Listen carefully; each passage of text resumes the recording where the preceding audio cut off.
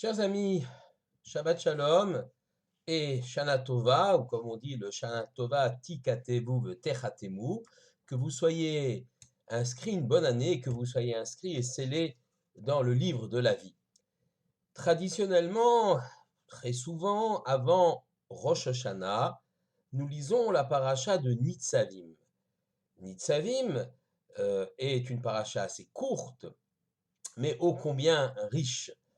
Je lis le premier verset, Atem nitzavim hayom kulchem. Vous êtes aujourd'hui tous dressés, debout, tous ensemble. De quoi s'agit-il? Nous sommes dans le livre de Deutéronome, à quelques heures même de la mort de Moshe, le guide spirituel du peuple juif, et tout le peuple est réuni, afin que Moshe donne ses dernières recommandations et il rassemble tout le monde. Ce mot nitzavim, nous allons y revenir, est un mot assez particulier. Si on veut dire vous êtes tous ensemble, on aurait dit Atem Kulchem Ayom, vous êtes tous là tous ensemble, ou Atem Omdim, vous êtes debout tous ici. Pourquoi Nitzavim, se dresser? Premier intérêt, première interrogation sur ce verset. Et puis le mot Ayom. Le mot Ayom nous interpelle. Le Yom, Ayom veut dire aujourd'hui. Deux significations finalement à ce mot, deux interprétations possibles à ce mot Ayom. Tout d'abord, effectivement, Ayom aujourd'hui, c'est-à-dire Moshe parle à l'ensemble du peuple juif réuni, et donc ici, la Torah a une sorte, enfin, mot de narration, qui raconte qu'à ce moment-là, effectivement, Moshe a parlé à tout le peuple. Mais on peut aussi comprendre le mot Ayom comme aujourd'hui, c'est-à-dire ce texte à travers les âges, après plus de 3000 ans d'histoire juive, nous interpelle et nous parle, comme si Dieu nous parlait directement par la bouche de Moshe, lorsqu'on va lire ce texte, Atem nitzavim Ayom kulchem, vous êtes tous réunis ici ensemble, nous, juifs de notre époque, de 2022, nous sommes ici réunis pour écouter la parole de Moshe, pour nous et comme pour nous dire que finalement, la parole divine à travers la bouche de Moshe, la parole de la Torah, non seulement est pertinente à leur époque, à l'époque biblique, mais elle est toujours et encore pertinente à notre époque. Nous pouvons y trouver des sources de réflexion, de pensée, de loi, d'adaptation également, ou pour s'adapter, pardon, au changement de décor, au changement de période de l'histoire, rechercher des sources pour trancher une loi, une halakha. Ce Hayom nous interpelle comme un appel à travers les âges à montrer combien cette Torah est moderne, combien cette Torah est adaptée. Comme on nous dit effectivement, comme on lit effectivement dans le Shema Israël, Asher Anochi Metzavecha Hayom, que je t'ordonne aujourd'hui, Bechol Yom Vayom Yuvenecha Kachadashim, dit Rashi que chaque jour soit pour toi comme nouveau, que la parole qui sera enseignée chaque jour soit comme pour toi toujours et encore une parole nouvelle.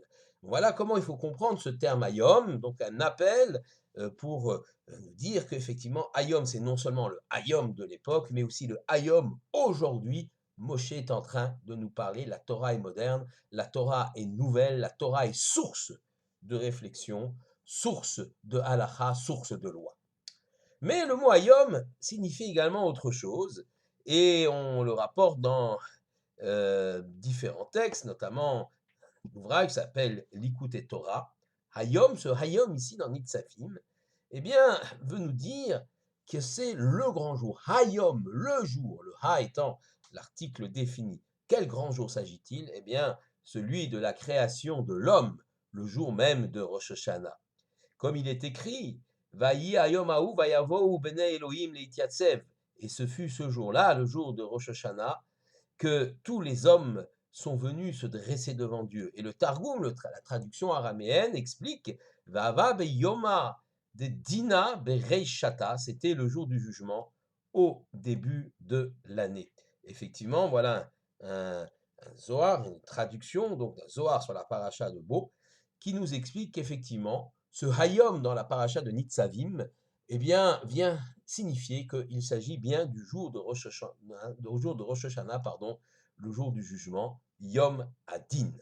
Et c'est pourquoi, évidemment, on va lire ce paracha Nitzavim juste avant Rosh Hashanah, et on comprend à thème Nitzavim, Ayom, Lifnei Hashem, vous êtes tous dressés devant Dieu aujourd'hui jour de Rosh Hashanah, il s'agit bien sûr de chaque être humain, de chaque juif qui se dresse, qui se tient debout devant le juge suprême, devant le tribunal céleste.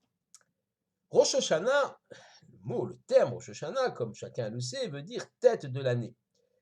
Et effectivement, il y a quelque chose d'assez particulier dans ce mot tête de l'année. La tête, c'est bien pour l'homme l'endroit où se situe le cerveau de l'homme qui est censé contrôler, prendre le dessus sur l'ensemble du corps. C'est ça la dimension du moar, du cerveau qui est dans la tête, dans le roche de l'homme.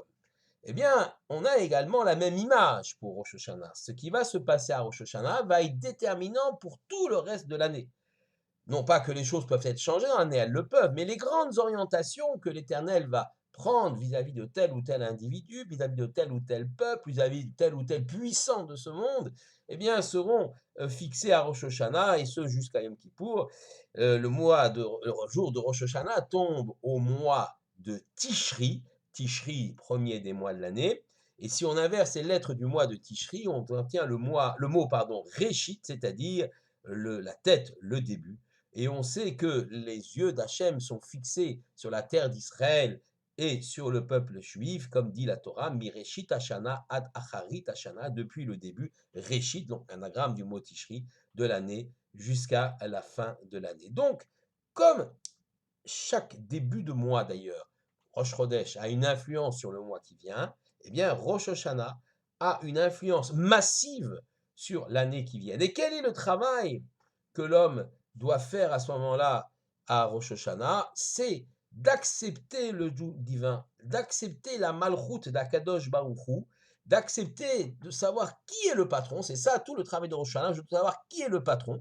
Et à partir de ce moment-là, quand je saurai qui est le patron, je peux alors m'intéresser à son projet et voir si mon année passée a été conforme au projet d'Akadosh Baruch Hu ou malheureusement a dévié de ce projet. C'est ça tout le sens de Rosh Hashanah. À Rosh Hashanah, on ne parle pas vraiment de Tchouva. La Tchouva va venir à Yom Kippour.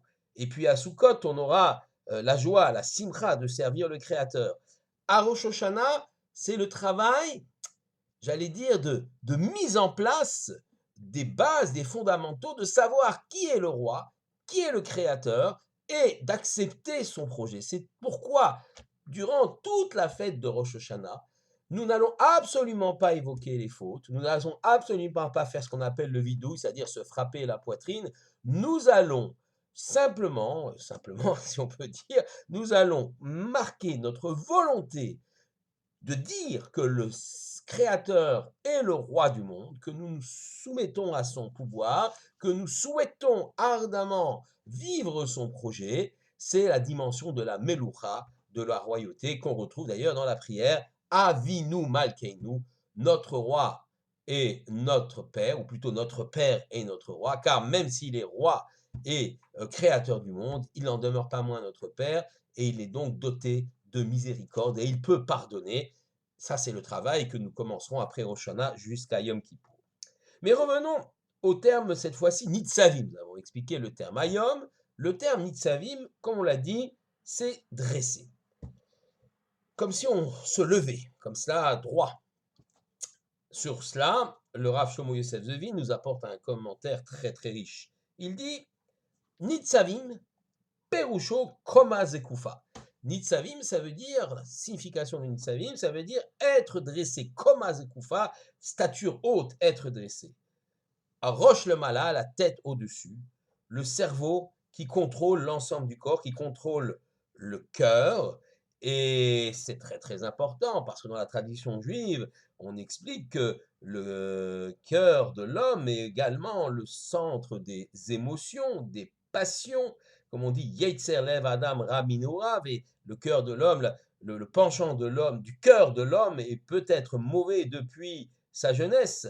Et effectivement, ça c'est très problématique et il faut alors à ce moment-là que le moach, l'intelligence, la force, le cerveau puisse contrôler l'ensemble des passions, que le mental gouverne le corporel, que l'esprit impose sa marque au corps et non pas le contraire. Dominer son corps ne veut pas dire le nier, mais faire en sorte que ça soit l'intelligence, la logique, la foi également, qui est tout à fait réfléchie, qui puisse contrôler l'ensemble du corps. Et c'est cela, cette dimension de Koma Zekufa.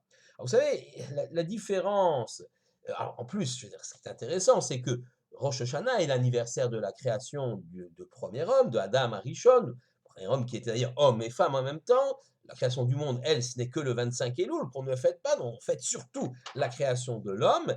Et ce qui est important, c'est que l'homme se rappelle à un moment de Rosh Hashanah qu'il est homme, au moment de l'anniversaire de sa création. Toute l'année, toute l'année, qu'est-ce qui se passe?